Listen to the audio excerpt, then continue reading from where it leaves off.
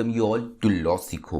तो आज हम हमारी लीगल ऐसी सीरीज में बात करने वाले हैं prevention of money laundering act 2002 के बारे में। तो हाल ही में आपने न्यूज़ में सुना होगा कि महाराष्ट्र के मिनिस्टर नवाब मलिक को ईडी अरेस्ट कर लेती है और इन पर prevention of money laundering act के अंतर्गत मामला दर्ज करती है। इन पे आरोप लगाया जाता है कि कई वर्षों पहले उन्होंने अपना एक बहुत महंगा घर काफ़ी कम कीमतों में बेच देते, जो कि एक सस्पिशन क्रिएट करता है। साथ ही साथ यही सस्पिशन आगे बढ़ के इसमें बताया गया है, जो चार्जेस लगाया कि इनका लिंक अंडरवर्ल्ड के डॉन दाऊद इब्राहिम से भी है। इसको देखते हुए पीएमएलए के अंतर्गत इन्हें यहाँ पर ईडी के द्वारा चार्ज किया जाता है।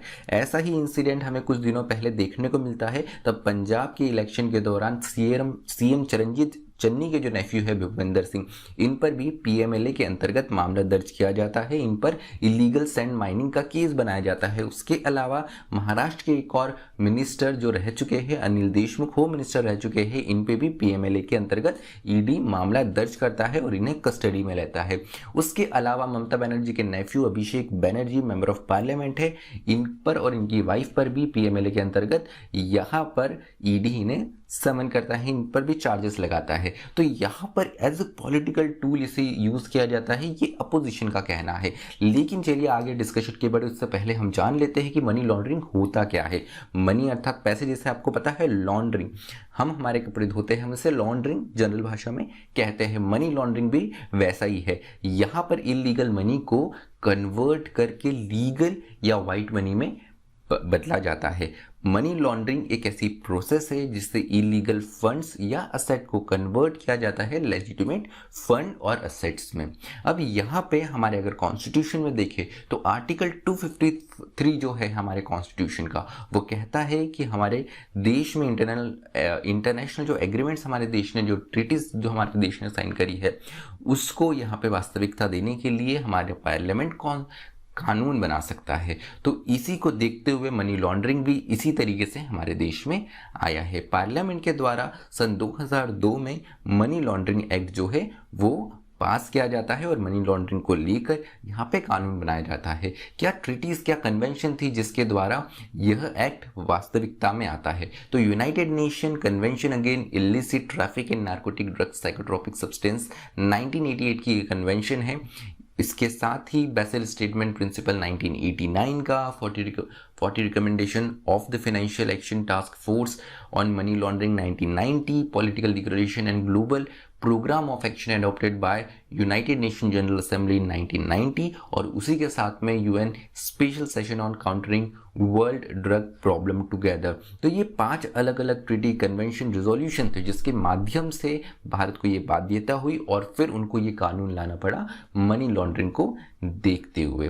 तो यहाँ पर अगर हम बात करें तो prevention of money laundering act जो है, ये एक ऐसा पिनल स्टैचू है जो कि मनी लॉन्ड्रिंग के खतरे को टैकल करता है। खासकर यहाँ पे जो नारकोटिक से होने वाला जो पैसे की कमाई होती है, जिस गलत पैसे को वाइट पैसे में बदला जाता है, इस ऑफेंस के लिए, इस चीज़ के लिए इसे ऑफेंस बनाया जाता है और एक पिनल प्रोविजन इसके लिए लाए गए हैं, क्योंकि देश विदेश में नारकोटिक्स की समस्या काफ़ी ज़्यादा बढ़ गई थी। अब हम बात करते हैं कि हम आज इसकी चर्चा जो कर रहे हैं वो इसलिए क्योंकि पीएमएलए को चैलेंज किया गया है सुप्रीम कोर्ट ऑफ इंडिया में।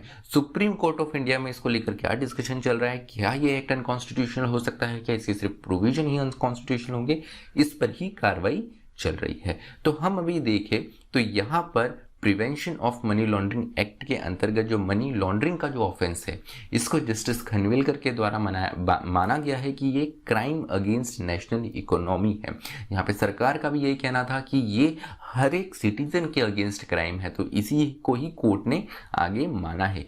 लेकिन वही हम इसका दूसरा पक्ष भी देखें तो हम अगर डेटा की तरफ बढ़ते हैं तो डेटा में हमें पता चलता है कि सन 2011 से 2020 के बीच में ईडी की टोटल रेट्स पीएमएलए के अंतर्गत 1700 हुई है, स्पेशल इन्वेस्टिगेशन करीब 1569 है, लेकिन कन्विक्शंस कितने लोगों को सजा हुई है अगर हम ये देखें तो केवल 9 ही लोगों को यहाँ पे सजा हुई है। तो अपने आप में जो ईडी की रेट्स है, स्पेशल इन्वेस्टिगेशन है, ये भी किसी सजा से कम नहीं होती, क्योंकि यहाँ पे कंटू इन्वेस्टिगेशन होती है।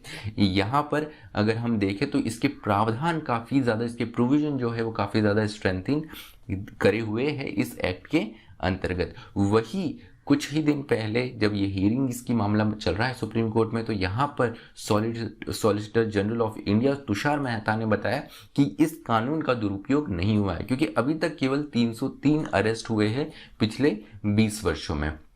इसके अलावा अगर हम देखें कुछ प्रावधानों की बात करें तो यहाँ पे सीजर एंड सर्च का एक प्रावधान हमें देखने को मिलता है कि यहाँ पर सीजर एंड सर्च के लिए कोई भी विशेष अनुमति जो है वो ईडी को लेने की आवश्यकता नहीं होती है। जो डायरेक्टर होते हैं ईडी की, उनके पास में एक सिविल कोड जितनी पावर होती है। उसके अलावा अटैचमेंट ऑफ प्रॉपर्टी भी काफ़ी आसानी से किया जा सकता है। उसके अलावा अगर हम देखें तो जिस तरीके से एफआईआर होती है क्रिमिनल केसेस में, उसी तरह इन्फोर्समेंट केस इंफॉर्मेशन रिपोर्ट जो है ये पीएमएलए के मामले में दर्ज की जाती है। अब ये जो इन्फोर्समेंट केस इंफॉर्मेशन रिपोर्ट है ये एक इंटरनल डॉक्यूमेंट माना जाता है। इंटरनल डॉक्यूमेंट अर्थात ये आप किसी से साझा नहीं कर सकते। क्रिमिनल केसेस में अगर हम देखें तो एफआईआर की जो कॉपी है ये एज अ राइट एक्यूज्ड मांग सकता है, एक्यूज्ड का एडवोकेट मांग सकता है, लेकिन यही जो एक सहूलियत है ये हमें ECIR अर्थात इन्फोर्समेंट केस इंफॉर्मेशन रिपोर्ट के लिए नहीं मिल सकते। कई बार कोर्ट से यहाँ पर ऑर्डर लेना पड़ता है इस रिपोर्ट के लिए, तो मतलब आपको गिरफ्तार कर लिया जाता है लेकिन आपको पता ही नहीं होता कि किस केस में, किस संदर्भ में आपको गिरफ्तार किया गया है। उसके अलावा यहाँ पर उस आरोपी को, उसके रिश्तेदारों को बुलाया जाता है, उनका इन्वेस्टिगेशन किया जाता है, इंट्रोगेशन किया जाता है, उनसे स्टेटमेंट्स ली जाती है।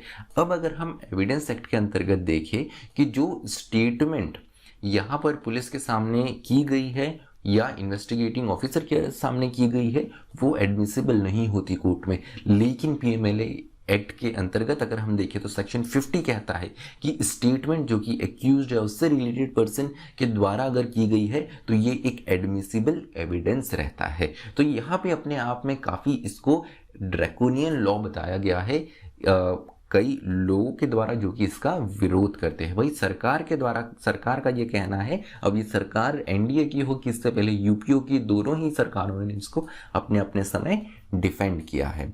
तो चलिए आज का जो हमारा डिस्कशन है वो यही समाप्त होता है। मुझे सुनने के लिए आप सभी का धन्यवाद। Thank you. Stay tuned to law.